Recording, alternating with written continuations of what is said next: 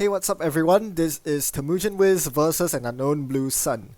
Now, would you keep or mulligan this hand? Think about this question. For your reference, there's no Davids in this deck, so don't think of mulliganing for it. If you choose to keep this hand, what do you plan to do on your first turn? Do give it a think. In the meantime, I'll roll the intro sequence.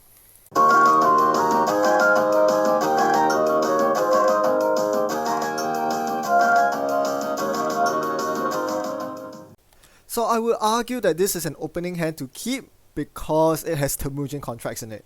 Sounds familiar? Yeah, it seems to always be the case, huh? Well, the thing with Temujin is that if you don't find it early and your opponent ices up every server, as Blue Sun might be quite likely to do, you won't ever get to liberate the money off it. So the first turn that I plan to do would be to take 13 credits, a very standard first turn. But what really seals the deal with this opening hand is that you have a early paperclip, which actually allows you to contest turn 2 oversight AIs, as well as Earthrise Hotel, which is the draw engine for this deck. So no reason to throw away this hand. Now let's pause the video and give you another question to ponder over. What do you do on turn 2? Your opponent has iced out all 3 centrals and has a naked Jackson. I would like you to lay out the plan for your turn. Pause this video if you need to think about it. Those of you viewers with more experience would have an intuition of what you want to accomplish this turn. I've marked set objectives in red color. For those of you who are less familiar with the game, I have further marked the green pluses and the orange minuses. These are categories to think about when you are trying to find objectives for each of your clicks and turns. Green color pluses denote positive objectives for yourself, things that will further your board state, that will increase your advantage in the game. You want the Earthrise Hotel because you want to draw more cards to see your breakers and economy. Speaking of economy, running archives will also further your economy because it triggers Temujin contracts. Orange, on the other hand, hampers your opponent's board state or disrupts their play. By running archives, you are also forcing the corp to perhaps rest ice, which means that they lose money, which is always good for you. And then running the Jackson would deny their draw engine and their ability to stash agendas in archives. So these are the plus and minuses that you should be looking out for when thinking of what you want to do during your turn. Now, we note that it might not be possible to execute all of these during your turn. And sometimes you might not even want to perform all of these. While playing Earthrise Hotel and destroying Jackson are easy tasks, running archives is not so straightforward. While it is a task that is a win-win for you, either you force the corp to res ice or you gain money off Temujin, you must realize that you are actually up against Blue Sun. So this changes how you evaluate the value of running archives a bit, because the corp can easily res their archives ice and then liquidate it by bouncing it back to the hand. So you're not really hampering their board state. By forcing them to res ice, you are not actually costing them tempo, because they can easily recuperate the credits invested into the ice, unlike any other corp ID. So therefore, running archives is actually not that valuable. Worse still, you might actually encounter a very nasty piece of ice. Blue Suns are known to run really nasty ice like Assassins and DNA Tracker, and you certainly don't want to suffer the face check effects of those just yet because you don't have breakers. So I would actually argue here that running archives is not the most optimal decision. Therefore, I only have 2 objectives I want to accomplish during my turn. Kill the Jackson and install the Earthrise. This leaves me with 2 free clicks, which I intend to draw up with. Furthermore, since running Jackson and installing Earthrise are non-critical actions, that means that it doesn't matter whether you do it first click or last click, you are better off spending your first 2 clicks drawing. Then you can evaluate the board state again and decide whether it's really in your best interest to play the Earthrise and trash the Jackson. So that would be the plan I lay out in my head even before commencing this turn. And this is a common tactic employed by many good netrunners, the ability to plan out your turn beforehand. So now we progress another turn as I continue setting up my resource rig while waiting for my opponent to strike first by attempting to score an agenda, as you see here. That's an over advanced Atlas my opponent is trying to pump out, and it's time for me to respond. I need to dance around the fact that my opponent might be running Midseasons and could very well have it in hand, whether via Consulting Visit or by Midseasons itself. So here, my first click is actually spent running archives. It seems like a very unintuitive move, but the goal here is to actually force the ice res or try to gain money with Temujin. This way, I can swing the credits to my advantage such that I won't get mid-season. So this is a very interesting play. The fact that I'm able to force my opponent to res ice that they can't really bounce. They can't bounce the spiderweb and the ice on server 2 at the same time next turn. So they can't recuperate enough money to threaten mid-seasons on me. Now I run the server 2 remote and it's a hive. I pre-installed the files before running to ensure that I can break whatever ice he was going to show me, but hive is the absolute worst case. 6 cards to break. I can break it. I actually have a lot of options. I can jack out, obviously, which seems very tempting given that hive is so expensive. Or I can spend all the cards in my hand.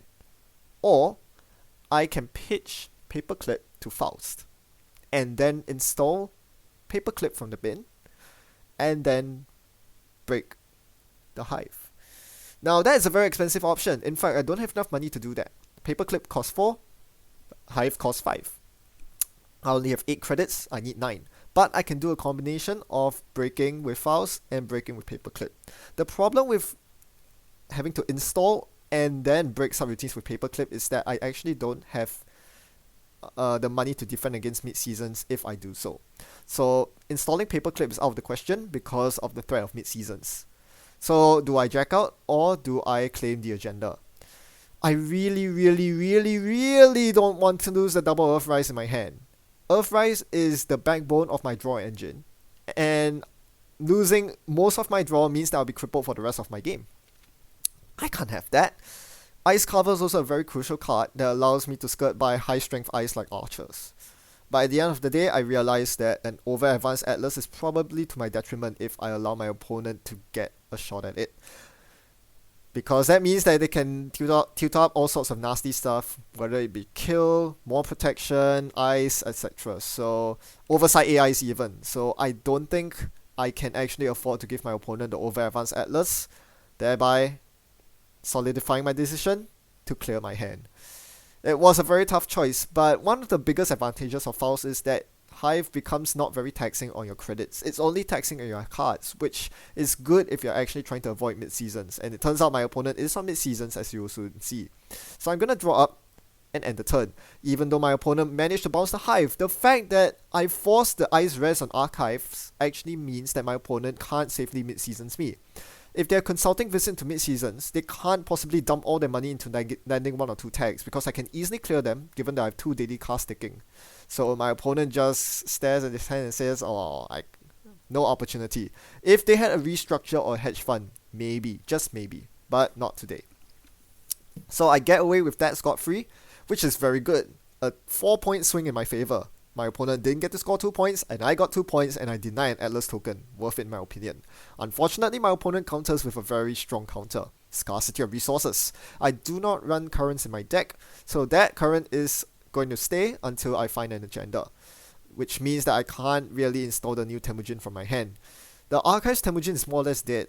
Against the Spiderweb, I am only gaining 1 credit for each Archives run, which is not worth it. So the Spiderweb is actually really taxing. Until I find a way to parasite the Spiderweb down, I'm not going to get my Archives Temujin money. My opponent refreshes the Archives Ice. This is what a good Blue Sun player would do. And going back to the original problem, this is why I didn't run Archives during my second turn, where I ask you, what should I do during my turn? They can easily bounce back the ice, reinstall it, and yeah, you are not really denying them much. So, it's time for me to actually find some semblance of a rig. Remember that I've actually ditched all my Earth Risers, so most of my draws from this point on will be manual draws. I need to frantically draw manually because I need to find my decoder. I need to find data suckers to go with the parasite that I have in my hand. Instead, I find a career fair. Not very good. Let's poke HQ. We'll be aggressive here. Because I have Orbelus installed, poking HQ becomes some action that is worth taking for me, because if I manage to get through, I will get a card draw. And if I don't, well, I can always redirect myself to another server. In this case, R&D is a perfect choice for the next server I want to target.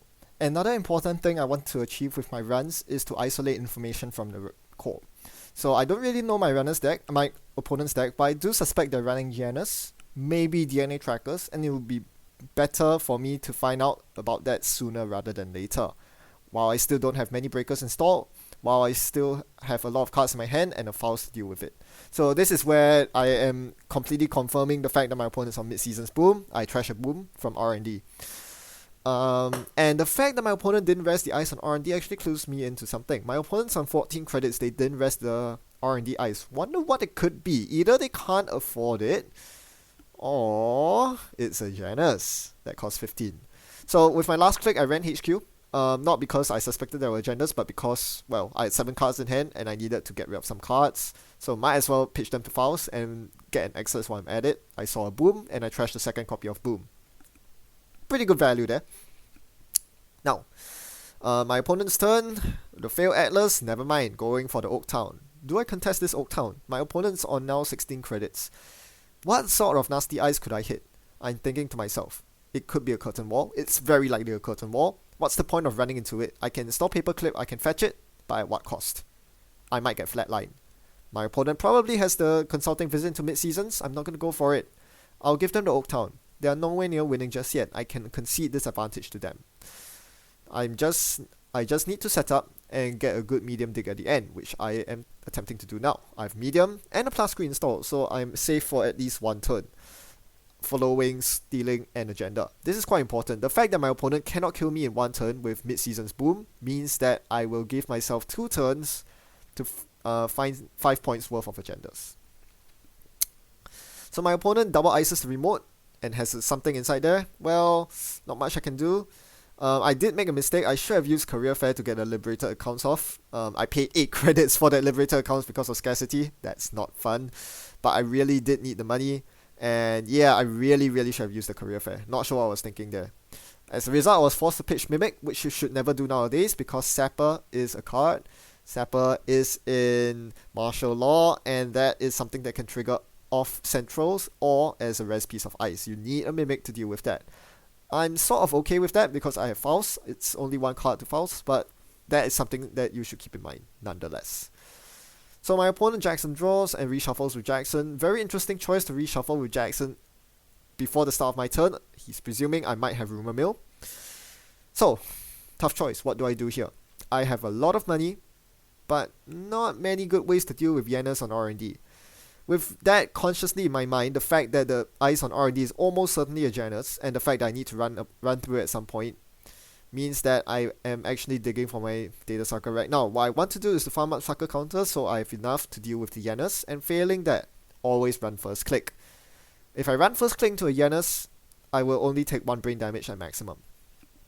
Now, my plans were thwarted when my opponent swiftly oversighted a curtain wall on the remote, meaning that I actually had to go contest it. I can't let my opponent get too far in terms of credits, and I certainly couldn't allow my opponent, more importantly, to fetch the curtain wall back to hand so that they can place it on any of their servers. If my opponent places a curtain wall on R&D, it's game. I can't really run and contest that server because I don't have knife in my deck. So knowing that, I was forced to spend 4+9 to kill the curtain wall. Worth it. You have to do what you have to do. So 2 things. I deny 14 credits from my opponent and I deny the curtain wall. 2 big victories for me. Victories? Not really. The corp's more than happy. They're now trying to score this agenda, and again, I can't do anything about it. I probably can't get in that server, and even if I do, I'm going to get mid-season at the end of it. I'm not prepared for the mid-season just yet, so I'm just going to continue setting up my double medium engine. They can score the over advanced Atlas this time for all I like. I'm going to threaten double medium. So, I'll give it to them, and plan out my next turn. What shall I do next turn? Do I run R&D here and attempt the double medium dig? It's a tricky question. I do.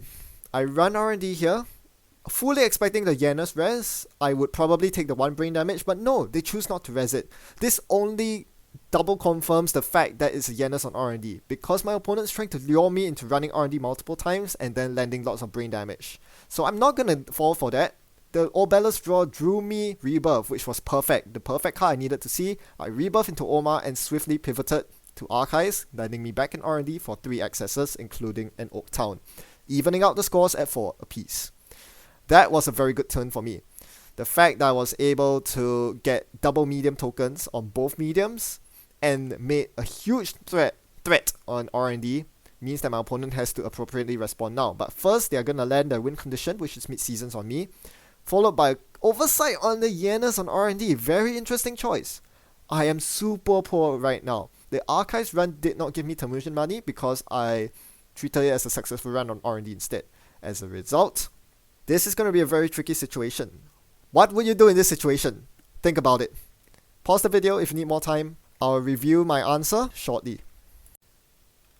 Alright, I believe most of you astute viewers will have realized that firstly, my opponent has to win in within 1 to 2 turns. If they run best defense, they can easily get best defense to boom me in 1 turn. Otherwise, a double boom would suffice in 2 turns. And my opponent has easy access to that with the Atlas token and Consulting Visit. Therefore, I need to win quick. And what better way to win quick than to take advantage of my loaded mediums by using Omar's ability. Hence, the correct line of play would be to click 1 Omar into archives. Assuming that my opponent doesn't have any better ice and replaces the archives ice with spider web, it would cost me 3 cards to get in and I'll access 5 cards. The most important thing to note with this access is that Obelisk will trigger and draw me 5 more cards, replenishing my hand and giving me the ammo I need to kill the Janus on R&D.